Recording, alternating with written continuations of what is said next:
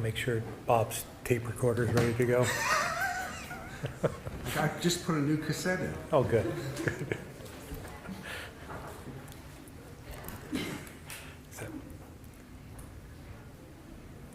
Good afternoon, everyone. I had a topic ready for, but given everything that's going on inside the building and a little bit outside the building, I thought we'd jump right to questions to try and get them answered for you. So with that, I'll open up to questions. What did you make of the Senate's vote yesterday on Secretary Saunders? It was disappointing, obviously, but not unexpected, given what we've seen over the last couple of weeks. But again, we'll move forward from there. Why not moments after lawmakers shot down her confirmation? Well, I have the constitutional obligation to fill a vacancy, and so I decided to move forward, anticipating what might happen, to give the agency itself, the Agency of Education, some stability that they desperately need. And I prepared. She'd been on the job for 2 or 3 weeks and was ready and already made some ground, I think, and could hit the ground running. So it was more for the stability, and again, my complete faith in her. I still believe she's the right person at the right time for this position. So I thought we'd just fill that interim position with the Secretary of Education that we started with. Constitutional law experts I spoke with say that because you appointed an interim cabinet member during the session, that could give the legislature legal standing to take your administration to court if issues. Is that a concern of yours? It's not a concern of mine. It may be a theory. It may be something that the courts may have to decide. I'm not a constitutional authority, but I think we're on solid ground. Do you think that this is sort of a one-off situation where the Senate rejected one of your conferees, your nominees, and you went ahead and appointed the person anyway? Or is this going to be something that's in the back of your mind as you make other appointments, that if the Senate doesn't like it, you're going to go ahead with it anyway? Well, again, this was to fill an interim position. It wasn't to fill the permanent position. So we are moving forward with that. Again, I have an obligation to make sure that the executive branch is functioning, and I need to fill that spot. We have a lot of work to do in that area, a lot of things going on right here in this building today with education and all the property tax increases, and so we need someone to be at the helm right now. So that's why I made the decision I did. Does it affect your view of the confirmation process? And if you face a situation like this again, you're just going to stick to your guns? Well, it's just an interesting process. I don't think there's any other process quite like it. There was 19 applicants to the State Board of Education. They had to narrow that down to 3. They went through 19 applications, narrowed them to 3 who they thought were the best, most capable to send to me out of the 19, and we picked one of them, and that wasn't good enough. So I think Senator Cummings said it best when she gave her remarks in terms of toxic atmosphere and the partisanship, and we thought we were some sort of special snowflake here in Vermont where things like that didn't happen. They happen in other states, particularly red states, but it happened right here in Vermont in a blue state. With her appointed as interim secretary, does that mean you're going to direct the Board of Education to reopen the application process for a permanent? We'll contemplate that over the next week or so. I haven't decided what we're doing from here. First things first, making sure that we have somebody at the helm of the agency and provide stability to the agency itself. As you know, she's received blowback from some lawmakers and from some in the education community, the people that she'll have to be working with on the ground. What's your read on whether she'll be able to do her job, and if so, how effectively she'll be able to do her job? I have said right from the very beginning, the more you get to know her, the better you understand how capable she is and how necessary it is to have somebody with her energy and her skill set at the helm. And so I'm quite confident once they put down the partisanship and move that aside and really look at her attributes, that they will agree that she will do great things here in the agency. Just give her a chance.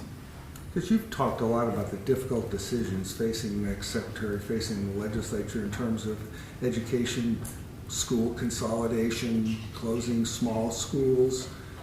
Are you concerned that she enters this process with so many people not trusting her? Well, again, I think what I heard on the floor of the there was debate on what their issue was with her, but I think for the most part, all thought she was very bright and was affable and someone that I think they could work with if they could just put aside the partisanship and the politics. So I have, again, full faith in her. I would question in the future, after seeing this debacle over the last couple of weeks, anyone else who wants to put their name forward. I bet there wouldn't be 19 applying for this position after seeing the way she was treated. But she did so with grace. She moved through it, held her head high, and again, it just confirmed that I made the right choice. Would you rule out reappointing her for the position in a permanent capacity? I'm not ruling anything out at this point, but we'll contemplate that over the next few weeks. And with that in mind, how do you understand, the constitutional language that gives the Senate the ability to, or the duty to advise and consent your appointments? If you can reappoint someone, how do you square that with their constitution? Well, I think you can bring that. I think that's been done before. I think it was done during the Dean administration, where he brought the same people forward, and they didn't confirm. So it's been done before. I'm not saying that's what we're going to do. Well, that's down the road, but I think that there is precedent in that area. And does that precedent sort of align with your moral understanding of the decision? Does that lead you to believe it is proper to reappoint someone after they've been rejected by the Senate? Well, I think if it's proper, yeah. I think this was a partisan political hit job. So I would say that once they get through that, and they get their pound of flesh, which they did. It was all against me. That maybe they will come to their senses and see what I see, and confirm her next time, if that's the path we choose. Do you know the literary origins of a pound of flesh? I do not. Do you? Yeah, it's Shakespeare being quite anti-Semitic, I believe. Oh, well, I didn't mean to be anti-Semitic. Shame on me for not understanding some of those areas and those sayings, but that wasn't what it was meant to be. Governor, as you just opened up before, so to questions, skipped the opening topic here. You mentioned that in really this whole session, you've said it just feels different in the building. You said, given everything that's happening in the building, I want to follow up with Sarah's question from a few weeks ago. I mean, are you still meeting with the pro tem and the speaker? I mean, what does that communication look like? And what's your assessment of the relationship right now? We are. I met with the speaker last week. The pro tem was busy on Friday. I think they were in session, so he'd asked that we postpone that. But we're still on speaking terms. I think, again, I put the politics aside, and I can work with them, and I hope they believe they can work with me. Governor, if I could. you square your characterization of this process as toxic and highly politicized with the characterizations that many senators had of it as merely an effort to assess her credentials, her experience, and whether she would be a good fit for this job in this state at this time? Those are two very different characterizations of the Sure. process. If nothing else, I don't know as they did their total homework. I listened to the debate again on the Senate floor, and I heard one senator claim that, that Zoe did not have more than 3 months' experience in the public education sector, which is just not true. So they didn't have all the information, obviously, or they chose not to, or they chose to ignore it too. So again, I believe with her skill set, she's exactly what we need here at this point in time, because we have a lot of, again, structural changes that need to be made.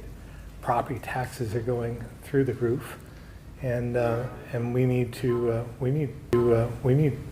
change now. Something I've been talking about for the last 8 years. But finally, they're coming to grips with the situation we find ourselves in, and some of the same issues that I brought up over the last 8 years. They're saying that we now need to study. So I'm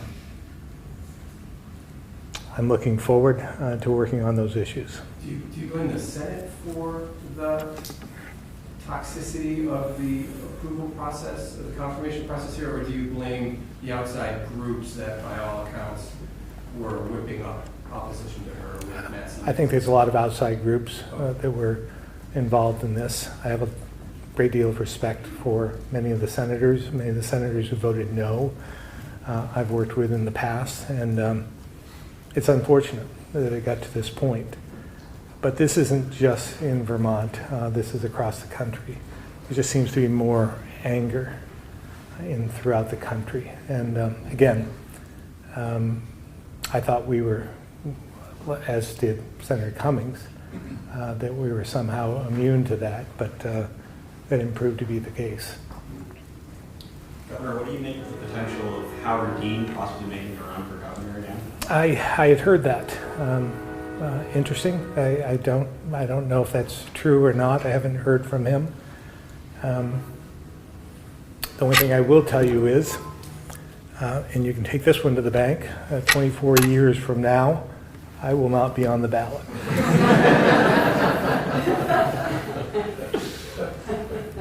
Have you made a decision about your re-election plans after? I will make that known, as I've said, after the legislative session. The Senate's shown a lot less appetite for some of the tax proposals presented in the House this year. The yield bill now sits in Senate Finance. What do you expect from them? Do you think that they're more willing partners in this challenge than the House? I'm hopeful that the entire legislature is more open to suggestions. We sent them a letter, the conferees, this morning, asking, this is in the appropriations, because I feel that the two are tied together. I think we need the appropriations bill, the big bill, is going to have to take some action to reduce some of the property tax rates and possibly backfill to bring down some of those rates as we seek structural reform. So those two are linked. And so we sent some suggestions this morning as to how we could accomplish that, and I'm hoping that they will listen to that and work with us on that issue, because Vermonters are hurting. They don't know how they're going to pay those property taxes, and at this point they're not seeing much relief, and I believe there's a path to giving them that relief. Kind of sticking with the Senate and budget, with the budget that came out of the Senate with the hotel motel programs, it's a hard cap and adverse weather and non-weather 1,300. Have you reviewed that, and kind of just what are your thoughts of implementing these hard caps for the hotel motel program? Well, again, I think those the hard caps are, in some respects, sound like they would be helpful, but I'm not sure that they are. We want to make sure that we're helping those who really need the help. Putting the hard caps in doesn't always accomplish that, because when you have an adverse condition, if you already have people in there and there are various people in the program that may or may not need as much help as somebody else, unable to get the assistance they need. So we, I believe we're working with them to work through that language. And it's one of those areas where it's, things are volatile, they're moving quickly. And so we'll see what happens in the end. I don't know if we want to ask it. I don't know who's on today. Or Todd is on. Yeah. Todd, is there anything I missed in that you want to weigh in on? No, Governor. I think it continues to be an area of engagement by the legislature, and we continue to plan for what we see as the future of the General Assistance Housing Program. But we watch with anticipation where the final language ends up in the big bill, and I know that the conference committee is working on it right now. Hypothetically, if these caps went through, is that something you'd be supportive of or not supportive of from an overall perspective? We will do our part to make it work, whatever they come up with. We continue to work with them to give us the best approach and from our perspective, but whatever they end up with, we'll put into place.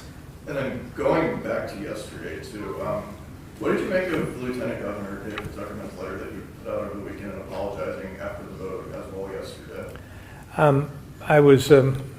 I thank him for admitting to his error over the weekend and the apology he gave.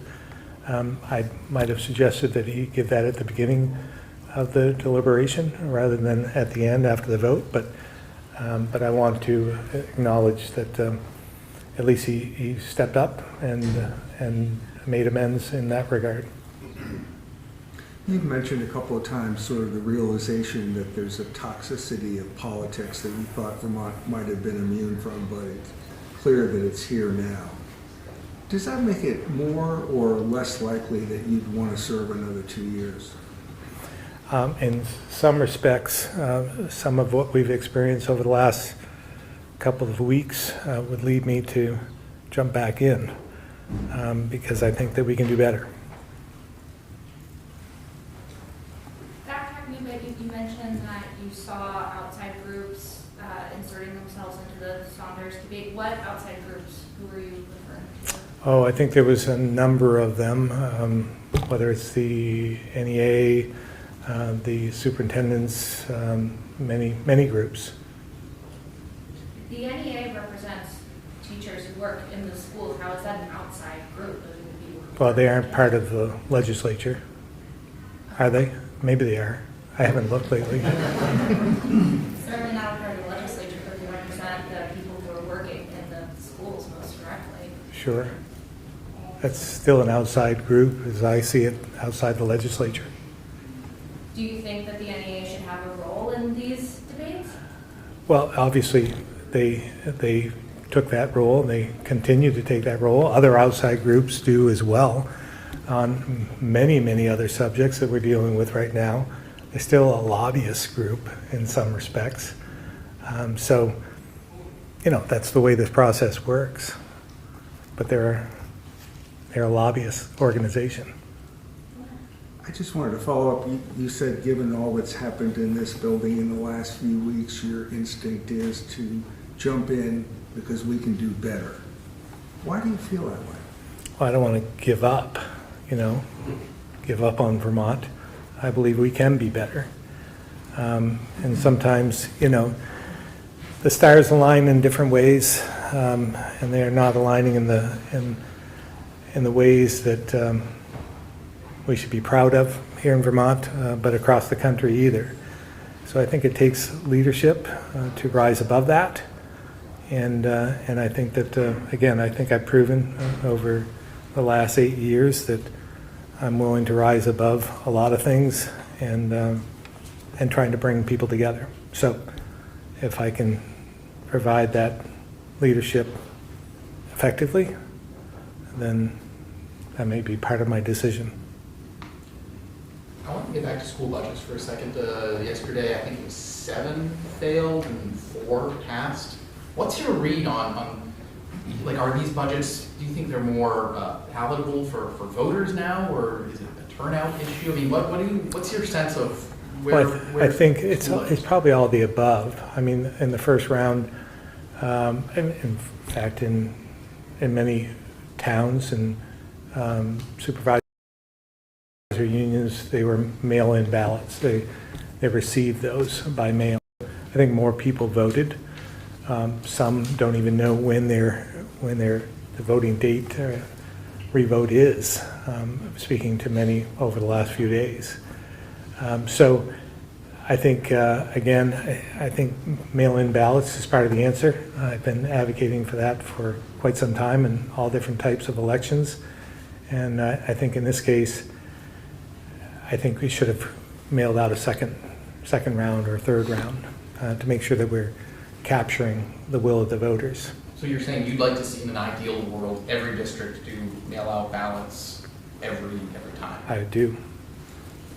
How do we pay for that? Well, we would find ways to pay for that, obviously, just like anything else in government. Where there's a will, there's a way, but I think voting is important, obviously. I think more participation is better, and we have to find ways to bring people in, because when you look back at whether it's town meeting day or some of these school votes, the participation rate is abysmal, and again, we need to do better. Yeah, the town meeting day demographics turnout's been declining. What would that do, if we had stellar turnout for voters? What do you think that would do for school budgets? Do you think they'd be voted up or down? I don't know. I really honestly don't know, but that wouldn't be the strategy going in. It's so that people will feel comfortable, for at least they had their voice. They entered the arena, so to speak, and they cast their vote. So at the end of the day, it's the will of the voters, the majority of voters, that prevail. So the more people who participate, the better off we are as a society.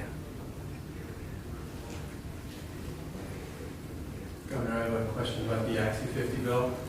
This, as you have noted before, is sort of a hybrid bill that's got the conservation. I think I predicted that, yeah. Conservation measures you've noted, and also the housing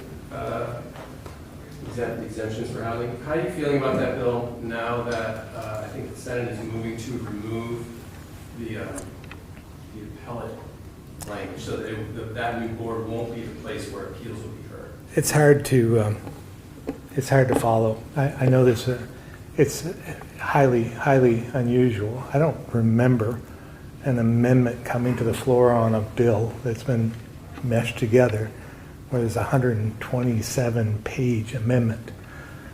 Usually that's all worked out in the committee process, brought to the floor, and then there's minor amendments to the bill. So I don't know who knows everything that's happened in the bill.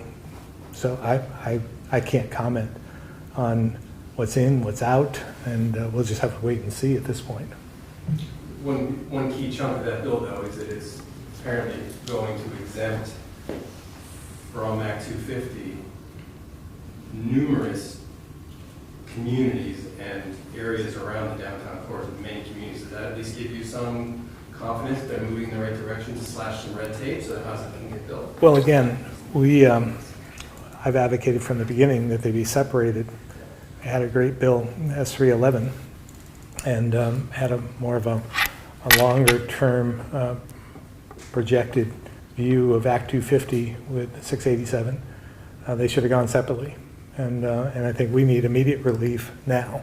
We need more housing today, and S311 could do that. But unfortunately, it never got through the Senate.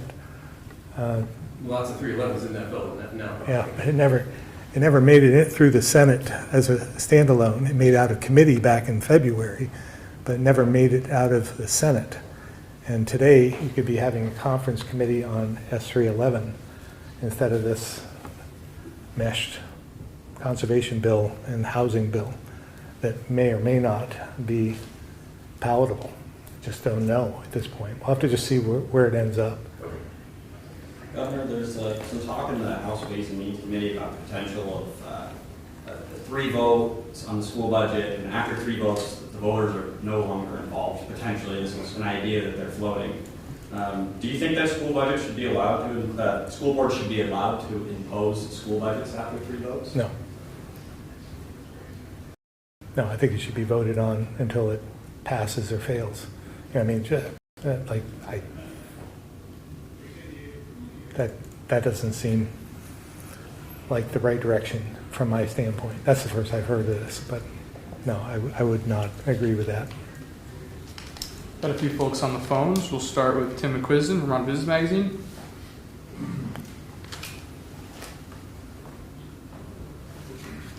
All right, we'll go to Ed Barber, Newport Daily Express. See him, Frank? Yeah, it is. Ed, we see you there, but it looks like you're muted.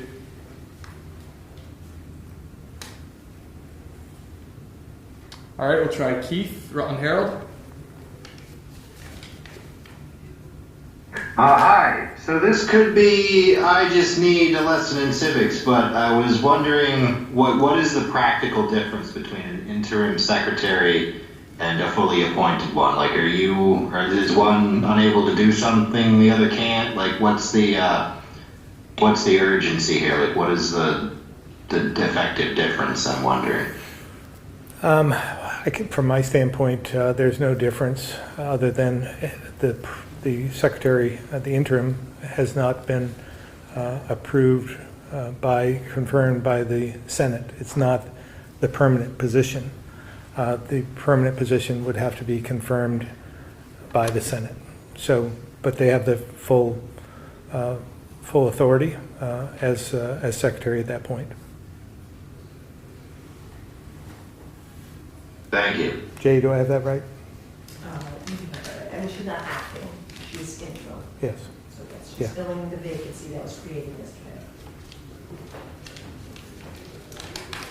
Tom Davis, Compass Vermont.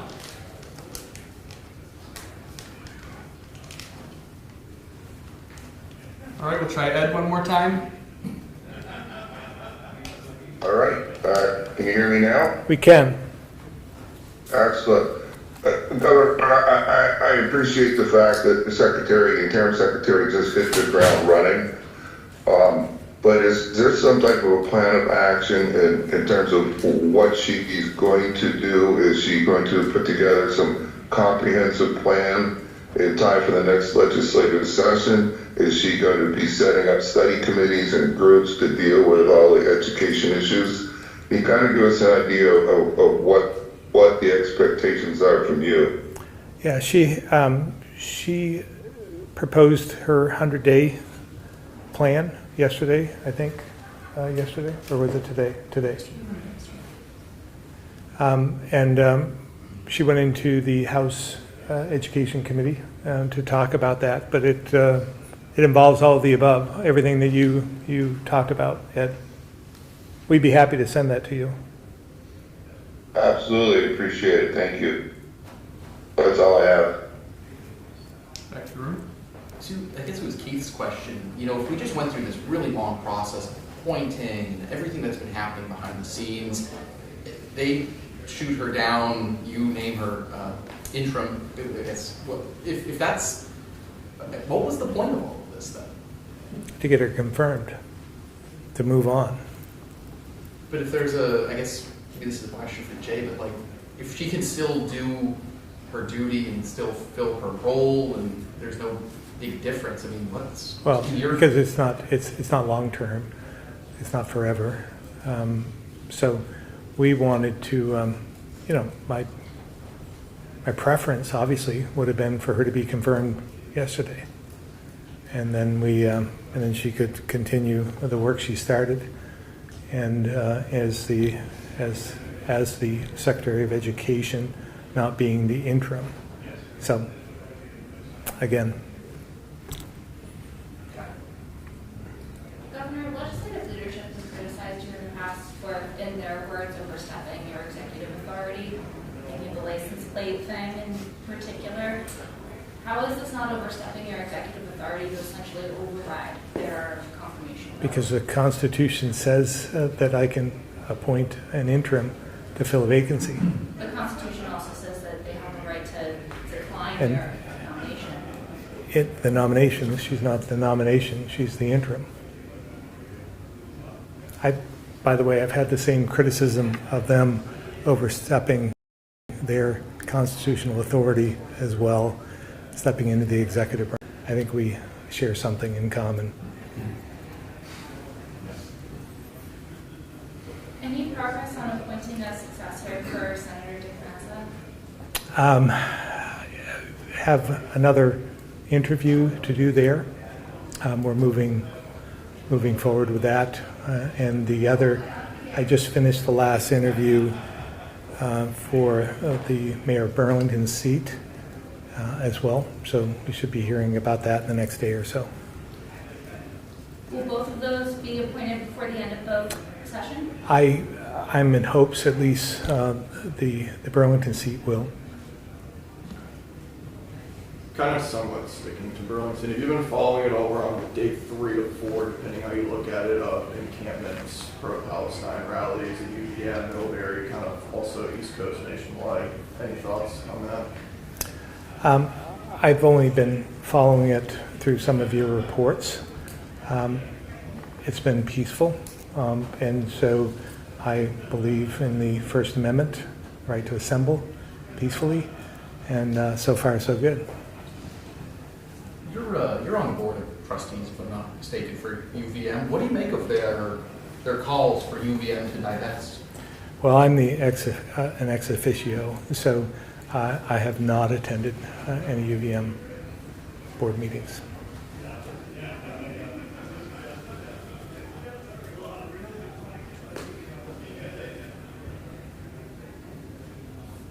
Thank you all.